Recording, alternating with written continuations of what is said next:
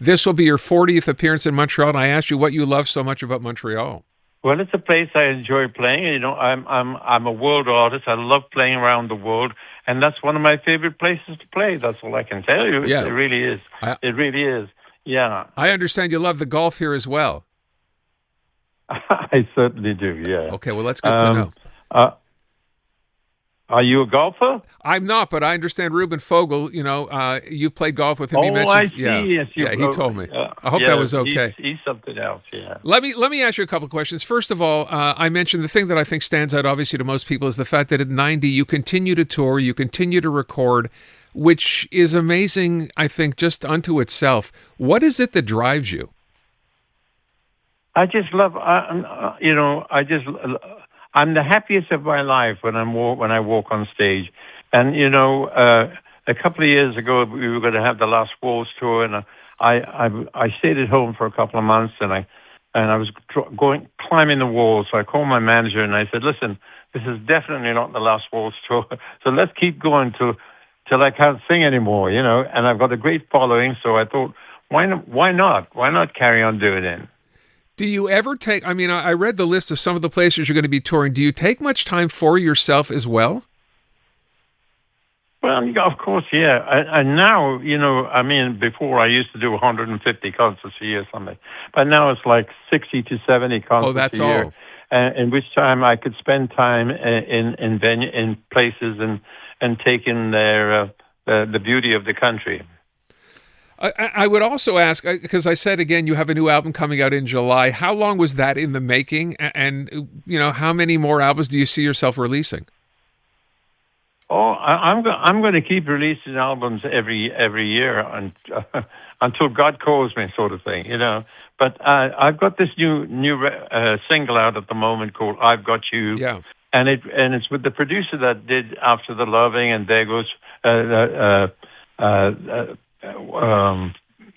Many other hit songs that I've had. This Moment in Time, you know, those are the songs that this producer did, and now he's got "I've Got You," and I think it looks like it's going to be a hit. Thank God, you know, because I haven't had a hit for a while, and I'm looking forward to this one. Yeah, you need another hit to add to your other, you know, 65 gold albums or whatever they happen to be. I would ask too, and I've seen you post on social media. When did you get into that? I've been in social. I think that's the only way you can really keep in contact with your fans around the world. And I do a thing called Tuesday Musday, and I feed the people with the information of what I'm doing that particular week, or you know, and what's going to happen next week, and so it's the best PR we've got right now, which is social media. You know, it's interesting. When I was talking to my producer, so we're from different generations, right? And she told me one of your songs, "A Man Without Love," has gone viral in the sense that it's being used. And I saw one post that had 1.4 million hits.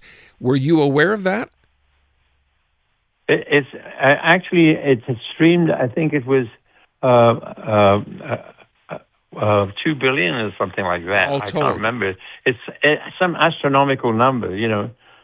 It's 2,020,000 times. Could you have ever imagined that a song that you recorded 50, 60 years ago could be having sort of a second life now online?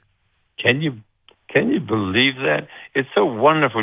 Therefore, you know, that's when I'm so grateful that I've recorded such material that could be brought back and you know, be as new as ever.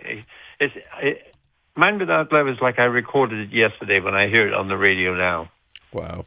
If I could just travel back with you in time, can you remember when you first started out in the business? Do you remember what that was like? Yeah, very difficult. Was it? I found it very difficult at that particular. If you don't have a hit record, it's very difficult in the industry. But you know, I happened to get that song "Release Me," which stopped the Beatles from having the 13th number one, and it was just an incredible song that went worldwide, and it gave me a global career immediately. So I was able to play to countries all over the world. So you were, if I remember, you were 22 years old, right, when you first signed, I think, which was with Decca back in 1958. And I remember reading a book, it might have been a book about Tom Jones, and how you and Tom Jones were sort of, because he's British as well, and you were both sort of looking or trying to get the same audience. Do you remember, was that relationship, people always think people, at the same time doing the same thing, don't really like each other. Did you two get along? Yeah, well, I haven't seen Tom in many, many years, but I still think he's one of the greatest artists and greatest singers on the planet. And I just, although I don't see him on a daily basis or yearly basis, yeah, I still consider him one of the best artists in the world. Well, that's awfully nice to say, and I'm sure he would say the same. I wonder too, for people wondering, when I said, how do you keep this going at the age of 90? What do you do to look? Because I saw you online. What do you do to keep in shape? What do you do to look as amazing as you do? You know what? I've got good genes, and I come from a family of 10, and there's longevity in the family, and I want to keep doing it, until I can't do it anymore. But I don't feel my age 90. I would say I feel around about 65. Wow. I want to be you, if that's possible. I'd like to feel that way as well. Look, yeah, well, it's an amazing story, and the fact that you feel that way, and have the desire to want to go out on stage and travel as much as you do and perform as many concerts as you do is an incredible testament to you. So, first of all, I think for all your fans who love seeing you wherever you happen to go, I'm sure, by the way, we used to call them in the business groupies, people who follow acts around. Do you have fans who follow you around the world? Still do to this very day. No There kidding. are people I see faces in the crowds all over the world that come from Los Angeles, from England, and it's just one of those things. If they love you, they follow you, and it doesn't matter where you go. You're a very, very lucky man. Mr. Humperdink, I thank you so much for your time. I look forward to seeing you in Montreal, as your fans do, when you're here at the beginning of October, and wish you nothing but good health and success. And thank you so much. Thank you so much, sir. Thank you very much indeed. My best to you and your listeners. Thank you so much. Engelbert Humperdink. He just turned... Oh, I should have asked. Is he still on the line? Mr. Humperdink, are you still there? Yeah. What did you do to celebrate your 90th? I forgot to ask you.